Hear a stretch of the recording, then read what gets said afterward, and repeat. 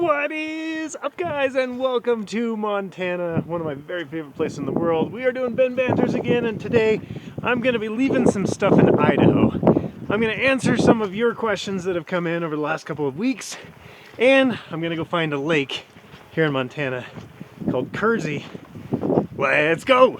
Okay, first things first, I put out a video a couple weeks ago and encouraged everyone to go out and fix something in the world. I fixed a door frame. You guys went out and did some other things. From Alex in Guatemala, he sent me this video of him with a clothespin sort of duct tape thing that he keeps on his keychain. He's like, I can fix anything with that. This one was from Trav's Tackett. Says, I'm a maintenance man in an assisted living facility. I fix stuff all day, every day. Hey, there's some moose tracks. Check that out. Sorry, that was a little bit wild. Anyway, I get stoked about that. I got a couple other emails from people saying, hey, I'm excited to go out and fix things. So thanks for taking that challenge. We'll have another challenge here at the end of this video. On to the next question. This one came into my email inbox from Flavio of Working Man Knives. He says, long-time listener, first-time caller, thank you. I have a question for you. I've designed 2 new locking mechanisms, but can't really afford to patent it. In fairness, there are variations on stuff that already exists, but hasn't been done yet. How can I go about looking for collabs while not getting robbed? Should I just save money and patent first? Have a great day or night. Flavio from Working Man Knives. Okay, this is such a fun question. I've got a few minutes of walking here. So Flavio, you have some interesting ideas. That's fantastic. Here's my thing. A patent without a place doesn't matter very much. So if it were me, I would be targeting places where you can put that patent to work. So yes, you should patent it if it's a great idea. Patents are pretty dang expensive. I've heard there are some programs, if you're lower income, to get patents done for less expensive, but generally patents are going to cost lots of dollars. My thing is, with anything that you do, if you're going to patent it, have a plan. If you have a patent, you should be thinking about, well, what is my plan for this patent? Would somebody buy it? Do you have some trusted friends that you could discuss the patent with them before you go out and spend all that money? I think, yes, patent your things. But also, I would recommend having a plan. And I'd recommend that for life as well. But also, I would recommend check out those ducks. Look at those ducks go. Where'd they go? Where'd they go? Oh, they're off. They're off to the races. I don't know how tight we can get on them, but this is the Broadwater. Beautiful area of Montana right here. I just love it. Check this out. Just look at that. Look at that. Oh, I love it. One of my very favorite places in the whole world. The only problem with this place is Kersey Lake is on the other side of the Broadwater, and I'm on this side. And so, into the drink we go. While I'm here, might be worth mentioning, I was at Blade Show West last week, and my friend Gordon gave me some darn tough socks, which was amazing. So Gordon, thank you for the socks. That was such a thoughtful gift. I don't say that to have people send me gifts. I'm not looking for things, but it's always fun. So Gordon, thank you for the socks. They are great. Darn tough socks. I'm just gonna endorse them right here now. I love them. And these ones are not so tight around the toe box, which is nice, but they're also brand new, so I'll wash them and go from there. When I cross water, I like to take my boots, tie them in a knot like this. Just a little knot like that, and then they go here, just like this. All right, into the drink with my toesies. Oh, I have the most tender feet. Ooh, that's not too bad. It's October 17th today. And this water is going to get even colder than this in just a minute. Oh, don't get my pants wet. Don't get my pants wet. Okay. Oh, it's hitting hard. Oh, the cold. So normally I like to jump off. There's a rope swing right over here. I like to jump off that. And I thought about it this morning. And then I didn't do it. Yeah, I don't know if I'm going to jump in that this time around. I don't think I need to. I don't know how well the camera captures this, but those toesies are red. Ouchies. And we're off again. Kind of cool, super eventful day. Let me tell you everything that's going on right now. So first things first, the Little Lulu, our first batch of in-house made knives shipped just today, which is amazing. That's so cool. So 250 of these went out to Kickstarter backers. I'm just thrilled about that. I'm thrilled about it because we have never made anything at NAFS before. So I actually made the team gather around and took a picture. Here's that picture. Wanted to line up all those 250 knives like a whole bunch of fish. And I'm really excited about this new chapter of NAFS, making our own stuff. So Little Lulu should be available in the public in the next, we're shooting for a month and a half. So we got to get out 400 more Kickstarter orders. And then on the tail end of that, we got a whole bunch more Little Lulus that are headed into the wild, which is exciting to me. Oh man. And I got to get around this. We're gonna skirt the edges here. Anyway, I'm really excited about that. In addition, just today, the next machine was delivered. So this is a Silex X5. Here's some pictures of that, getting it off the back of the trailer. Oh, guys, check this out. Right here, right there. Bald eagle. That is so sick. Bah, there he goes. Did you see that? I probably didn't capture it very well, but that was cool. This is why I do this stuff, guys, because I love it. Bald eagle over the Broadwater. It doesn't get much better than this. Okay, so we got the next machine, the Silex 5. That will be our workhorse machine when it comes to making scales and kydex. So anything that's dirty will go in the Silex machine, basically. Man, I'm amped about that eagle. That was sick. That was so cool. I've never seen that right here. That was so cool. Anyway, so machines are happening at NAFS. It's gonna give us the opportunity to make some of our own stuff. And that's a new thing for us, and I get excited about all of that. Anyway, I'm up in Montana, near Cook City, Montana today. I'm out hiking. I'm gonna go find this lake called Kersey. This is the Beartooth Mountains, so there are bears in here. I got my bear spray. I'm hoping we don't see any bears. Or if we do, they're a long way away. As I was leaving, Athena was like, they're hibernating. Athena's like, no, they're eating up so that they can prepare for hibernation. This next one comes from my friend Brooksy. He says, I saw this video. He sent me a video about $2 bills. Thought about you at Blade Show West with the $2 sales. You should check your new collection of $2 bills. Might have one of those higher value. Hope all is going well, Brooksy. Thank you, Brooksy. I learned from the video that some $2 bills have more value than others. And we don't do that with our $2 bills at Blade Show West for funsies. It's literally a marketing fun thing. But if anybody ever wants to go through our $2 bills to see if we got anything good, let me know. Thanks, Brooksy. The next comment comes from my friend Zach at Zach's Stuff on YouTube. What a fabulous sit down with Ben and Andrew in regard to the Kershaw video, ZT video that we did. Learning how Andrew has designed some of my favorite Kershaw ZT knives. Thank you for putting this together. You are welcome, Zach. And I'm glad you watched it. We do all this stuff. And I think, I hope it's useful. You know, I hope people are enjoying it and having fun with it. But the reality is it's stuff that I want to do too. I met Andrew a few years ago from Kershaw and ZT, and it's been a really rewarding relationship with him. Anyway, Zach, thanks for the comment. The next question is from Seth Taylor. Seth says, if you claim made in Utah, would that be regulated the same? This is about our USA Made video that we put out a few months ago. The answer, Seth, is yes. The implication, and this is not legal advice, I'm not a lawyer, but the implication, if you say made in Utah or made in Idaho, made in California, the implication is that is made in the USA. You have to be careful with your legal language that you use in your product marketing and things. Oh, look, the sun's coming out. Awesome. So we say made in USA of domestic and foreign parts for knives like our Little Lulu. It's a great question, Seth. Thanks for participating. Next question is from Joe Easterling. He says, well, Ben, I'm one of those people who can not get out right now.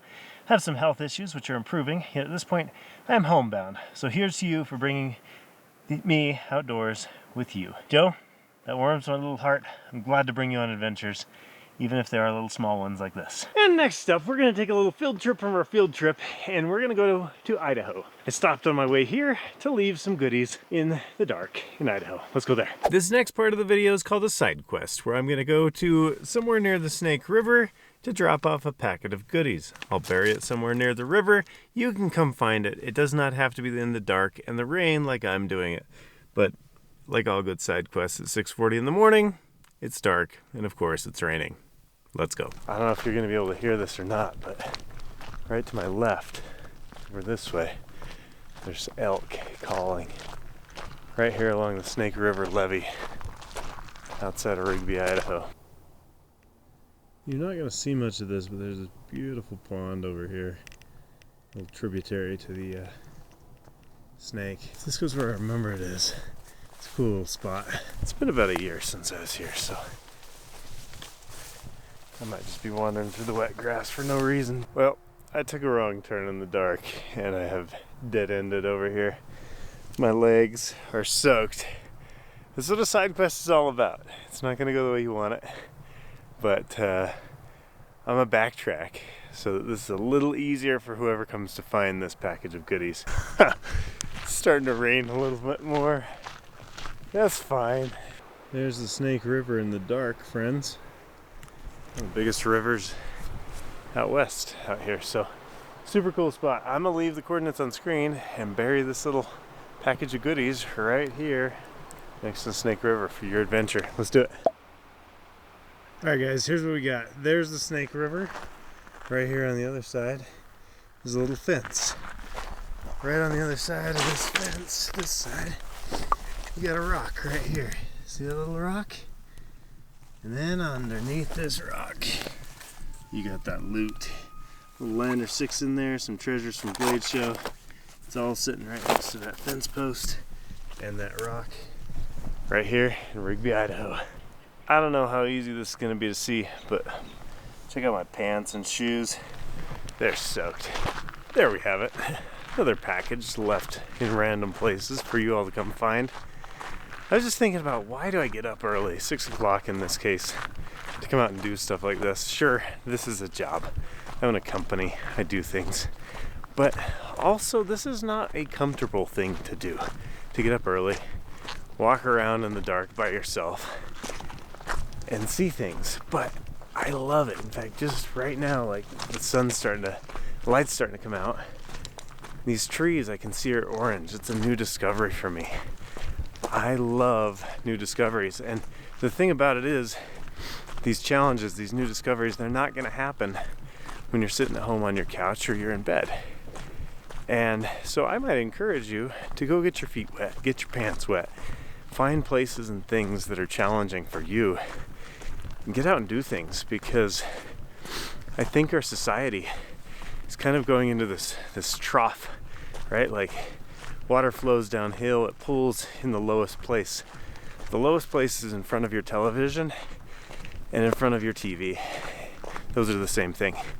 But in front of your phone, your computer, whatever, that is the lowest spot, right? Even watching this video, you're sitting at home, you're not out seeing the things I'm seeing.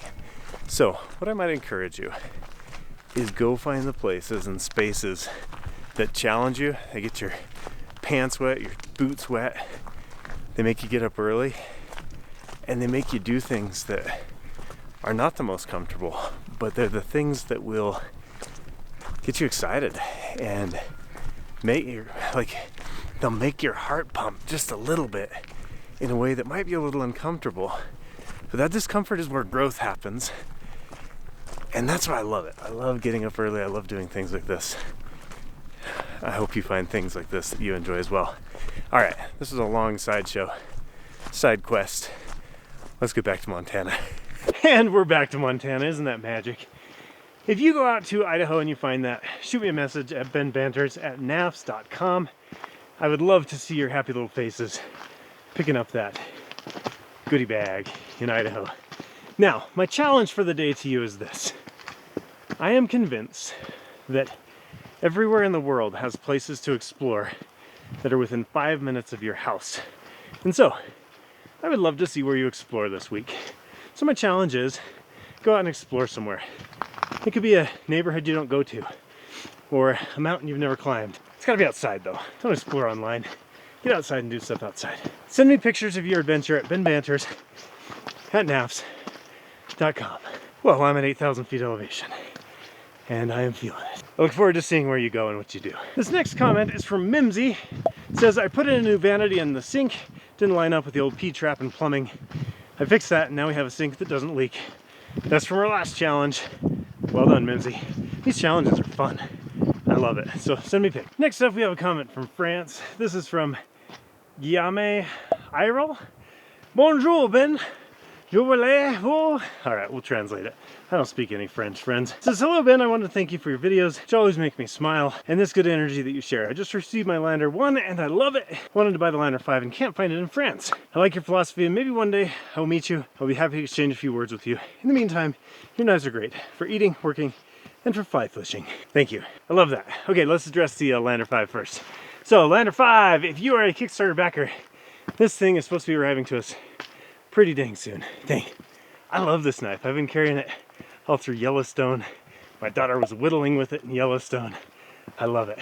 But it is on the water to us right now. So this video is going to come out on Halloween. Ooh, scary. And when it comes out, we should be almost ready to ship, but it depends on the boat. So the knives are on the boat right now. And obviously we can't ship anything until they get off the boat. So, Yame, in France, I'm sure there will be dealers that have this knife sooner than later, but nobody can buy it right now. It is waiting to hit the market. So, great question, and shout out to like 2,500 people that backed the Lander 5. Such a cool experience to have that many people jump on board with our idea, and I'm just excited to get it out to the public. And some people may not like this. It's not super flicky. Every time somebody picks it up, I watch them try to finger flick it. This is not a finger flicker, it's a thumb roller. Part of that's by design, in the sense that I designed this for young people, people that are just getting into knives. They don't even know what a spidey flick is. And so I get excited about having an offering that's in the $30 range, that they can be part of what we're doing. So, Yame in France, thank you, sir. Appreciate you being part of what we're doing. I don't know if your world works like mine, but I see a side trail like that and I'm like, ooh, what's over there? It's a little challenge I have, because every side trail I think, dang, I want to see what's over there every single time. I've done that one before. Don't need to do it again today, but I'm curious to see what it looks like at this time of year. I think that if there's one piece of advice I could give you, is to stay curious. If you can stay curious about the world around you, not in a curiosity killed the cat kind of way, but if you can stay curious, it means that your brain is still working. It means that you're still learning. You're picking things up and gaining knowledge. So stay curious, friends. And there's Kersey right there. There's the lake. Okay, so this is where life gets interesting and fun. See that right there? That's a bear print. Let me give you a size comparison next to Sancho pen. That's a bear print. So, and it looks fairly fresh, which is both exciting and terrifying all at once. There's another one there. Birds. That's good. Yeah, look at that big bear paw right there. Next comment came from Have a Knife Day 6253. This was in regard to a stripped screw video that we put out 2 years ago. He said, recognize this is old info but very relevant. By the way, I'm located in Ohio, and there's a Neil Armstrong Space Museum there in Ohio. I'm not going to try to pronounce that one, which would be a great place to take some shots with the Lander. I'm just saying. Number one, I think you have to remember, and this is not criticism of your comment, I think the thing that I would recommend is don't think of it as old info. 2 years old is not old info. I think we are all looking for new info. The reality is a lot of that existing info on the world and how the world works is still valid. So Have a Knife Day, not old at all. 2 years is nothing in the scale of time. Also, I'd love to make it to the Neil Armstrong Space Museum in Wapakoneta, Ohio. That would be amazing. Anyway, if you are looking for information on how to fix screws and that sort of thing, we have tons of info on our website. We try to be useful, and so we keep info on there. So thank you. Have a nice day. Okay, made it to Kersey like I planned. I thought about jumping in, and then I thought, that seems cold. It's probably 42 degrees today. Maybe we jump in the broad water. And since I showed bear tracks, somebody's surely gonna ask, bear spray. I don't know, some people say it works, some people say it doesn't. But I do carry bear spray. Garmin InReach today. Try to do this stuff kind of safe. But the reality is, getting in your car, driving, getting on the bus, getting on a train, none of it's safe. Life is not wrapped with a ribbon and safe. You try to mitigate risk. That is what you are doing as a human being. That's what we're wired to do, is mitigate risk. But the reality is, walking outside in Montana, there is a risk of bears. There is a risk of animals. But also, there is a risk getting up in the morning and walking on the sidewalk. And I think I would rather have my risk be something interesting, something cool. And, you know, how many people walked outside in Montana this year? And how many got eaten by a bear? You know, like, I think you have to look at the law of probability and say, yes, it can happen. No, it probably won't happen. But at the same time, you carry your bear spray. You try to be prepared. But life is what it is. I say enjoy it while you still got breath. I think it's supposed to snow tonight, and the way it feels out here, it's just kind of getting that warm before the snow comes. But what a beautiful, beautiful day to be out. The way the light plays on the sun, and the way the sun plays on the mountain, and like all of it is just nothing short of miraculous. I love it. A fun little bit of history from this area: they lit backfires during the Yellowstone fires, I think in the 80s. And so you get all these downed trees, you get all this new growth in here. It's pretty cool. I don't know, it was cool that they lit the backfires. They almost toasted the town, but you know, a little bit of history. But what I realized is this time of year where they're getting snow and everything like that, these trees in the summer have a lot of grip to them. They'll send you on your face if you're not careful, because they've been sitting there absorbing all this moisture from the snow. So I don't know, you learn something every time you get out. This morning I filmed a time lapse, just GoPro'd it. Here's some footage of that so you can see what I was looking at. I watched the sun come up over this mountain. It's called Ram's Pasture, and it is just one of the most beautiful places I've ever spent time. I love it here. But I also sat there and sketched. Here's a picture of the sketches I was working on. Obviously I'm going to blur them, but you can kind of see what I was looking at as I sat there and sketched. And if that's not inspiring, I don't know what is. But the reality is my job is to run a company, is to design knives and sell knives. And it's a strange job. Sometimes I look at it, I'm like, it's a dream job, but also it's one of those things that I look at and I'm like, dang, this is so cool. And it is so hard. I wouldn't suggest starting a knife company, but if that little tickle in the back of your brain says start a company, you're probably not going to rest until you do. What if it fails? Well, what if I get eaten by a bear, right? That's life. Again, life is risk. You run a risk of getting fired from your day job. You run a risk of your business failing. They say that, I can't remember the statistic, but a crazy number of businesses fail in the first 5 years. And there's a possibility NAFs could fail. But the reality for me is I would rather try and fail than not try. That might be my encouragement if you're thinking about doing something in life. Maybe you're thinking about a master's degree. You're thinking about going to college or trade school or reading a book. Who cares if you don't finish the book? Start the book. Try the book, right? I think sometimes in life we fail before we start because we lose in our minds.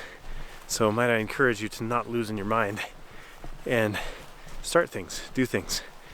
It doesn't have to be a business. Oh, I wouldn't start a business if it didn't tickle my brain so much. But maybe for you it's figuring out hard problems or challenges, things like that. I think much of our society wants us to be passive, wants us to be watchers, not creators. And I think it's okay to watch. You're watching a video right now. But might I encourage you to spend most of your time creating, not watching from the sidelines. There's a fresh moose print right there. Coming down into this muddy bog here. I don't think I want to go across the muddy bog. There's the Broadwater. That's where I got to get across now. Adventure doesn't cost anything. But also, have you considered the BitDriver Grande? How's that for a transition? BitDriver Grandes, these suckers are going to ship out here in the next little bit with Lander 5 Kickstarter orders, but then they will be available to the general public. So we're shooting for early November on that. You'll be able to get a BitDriver Grande. Did I just haul this 2-3 miles out into the woods? Yeah, I did. You know, else I hauled a Sancho Pry that's in this pocket right here. The Sancho Pry is great for putting on your keys. It's got a little scraper on the top, little divots there, a little jimping, a little lanyard. It's called the Sancho Pry. I think you might like it if you do cameras or you ever find yourself needing a little bit of a pry bar. So there, get them, nafs.com, or at any of 66 dealers across the world where they sell NAFS products. I think you'll like it. I would never be a good pitchman. Maybe I'd be really good. I don't know. Also, can we look at this thing in a tree over here? Let's go check this out. Old number 10 can in a tree. Oh, and it's in the tree now. That tree and that 10 can are gonna be together forever now.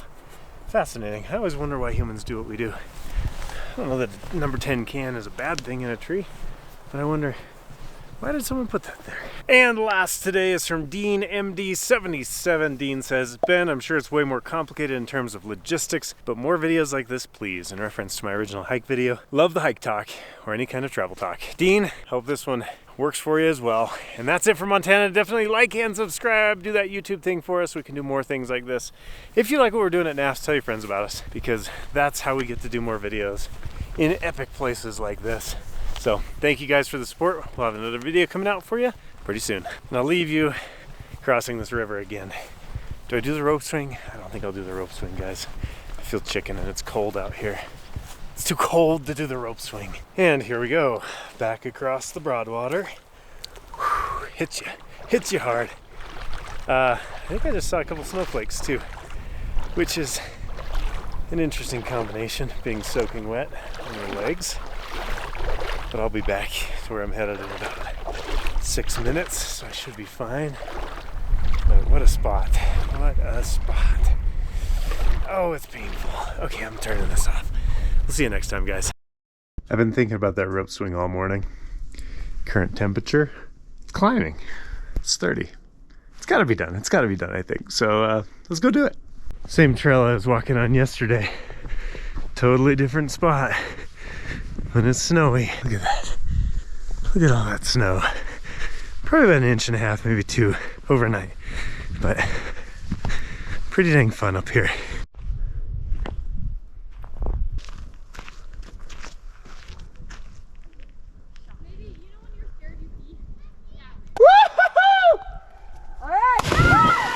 There we go. Got her done. Got the rope swing done. Sometimes you think about things long enough and eventually you do them. So, I don't know, go chase it. It's fun.